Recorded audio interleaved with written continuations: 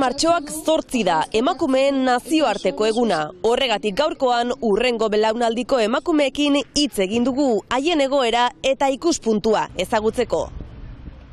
Arratsaldeon guztioi, horixe dugu gaurkoan noski gai nagusia, baina gainera minutu batzuk eskainiko dizkiogu urteurren bati. Baionako Zizpa gaztetxeak 6. urteurrena ospatu du eta berehala xetasun guztiak.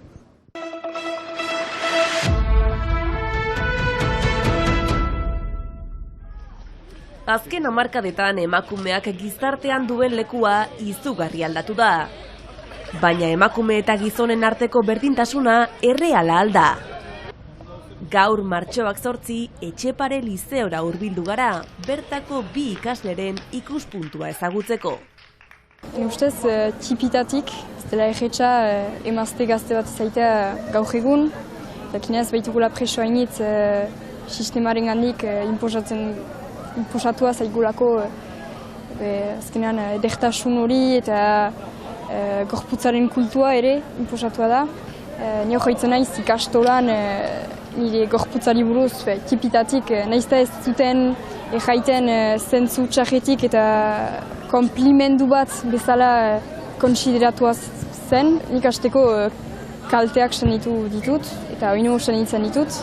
Jendea ez da oino hartzen ze kalte sortzen alduan zure fisikoaren gainean eta bezki emaztea zirelarik nola ukaiten dituzun egunero lako ejanak.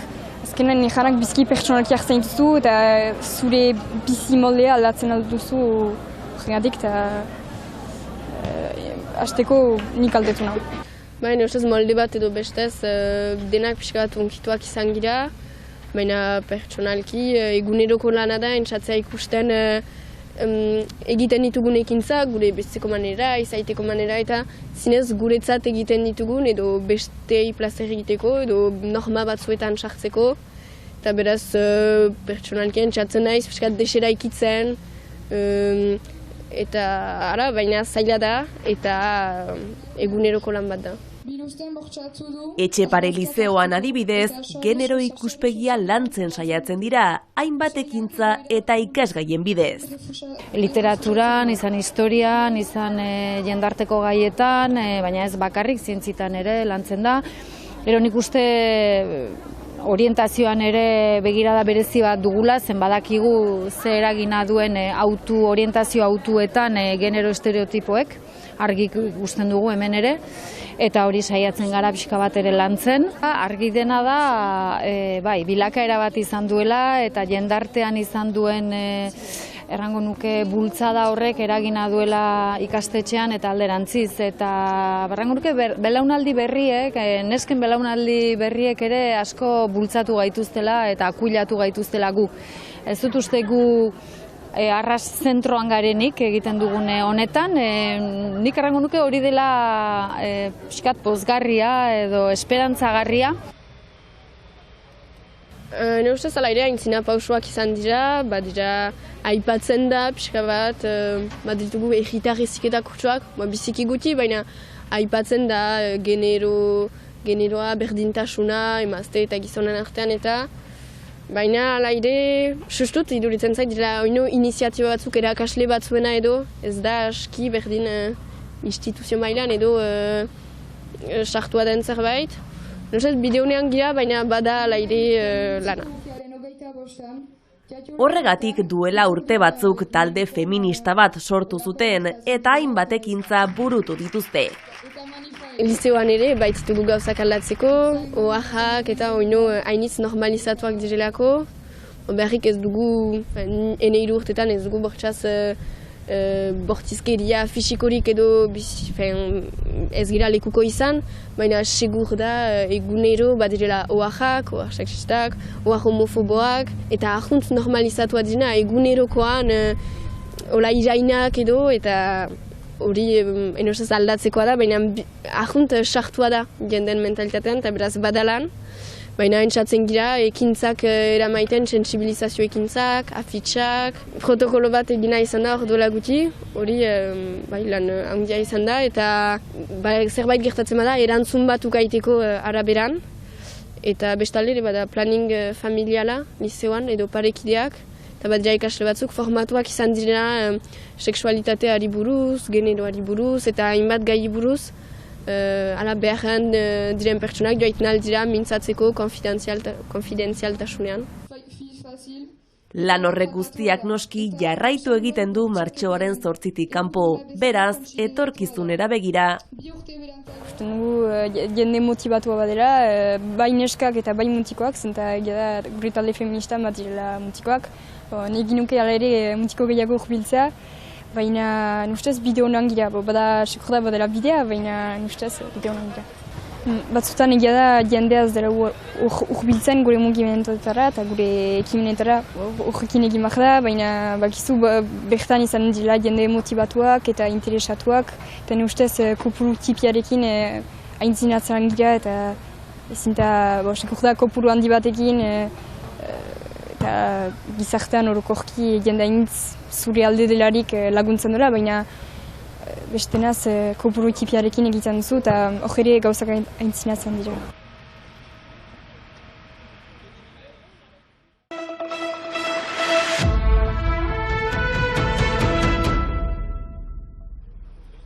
Baionako Zizpa gaztetxeak 6 urte bete ditu aurten eta horrelaxe ospatu dute. Goizetik hasi ziren 11etako eta ondoren bazkariarekin.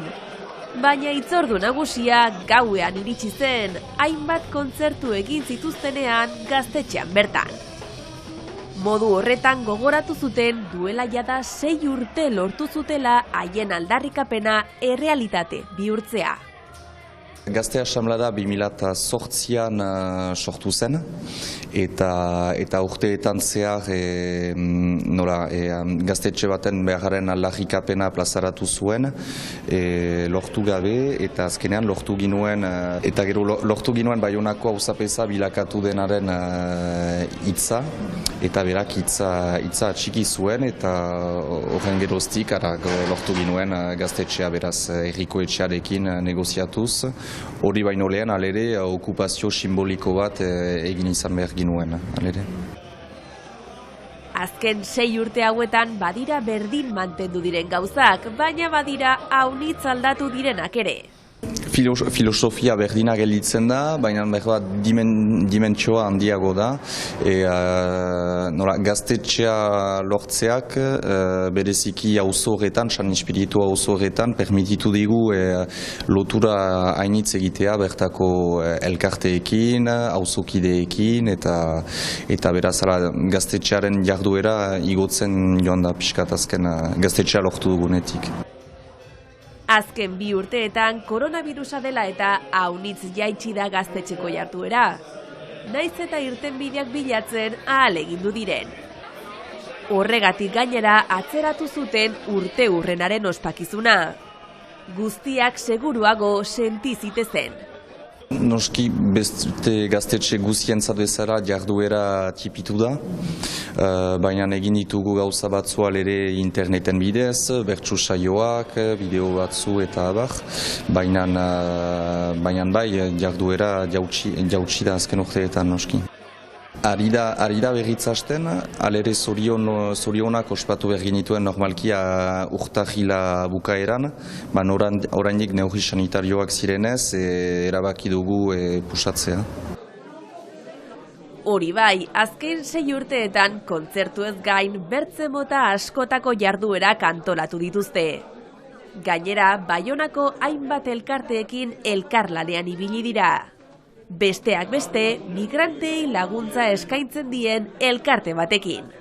Beraz, aritu izan gira elkarlanean jakite elkartekoekin eta pausa zentro gunearekin, eta oraindik ere segitzen ditugu laguntzen, gaztetxea uzten diegu haien jarduera batzuentzat. Orain ospakizunak atzera utzita etorkizunera begira daude hurrengo hitzorduaren esperoan. Izan musikaren besta, korrika kulturaran parte hartzen dugu ere, espero dugu Baionako bestak izanen direla ere, eta zergatik ez ere sorpresa bat edo bi. Urrengo itzordu lodi-lodia izango dira noski lodiren hilabeteetan itzordu batzu, baina espero dugu alere Baionako bestak izanen direla eta bertan pesta lodi baten eskaintzeko aukera. Beraz, hitz horiekin eta Judas Argarateren kontzertuarekin amaituko dugu gaurko saioa, ikus-entzuleok bihar arte.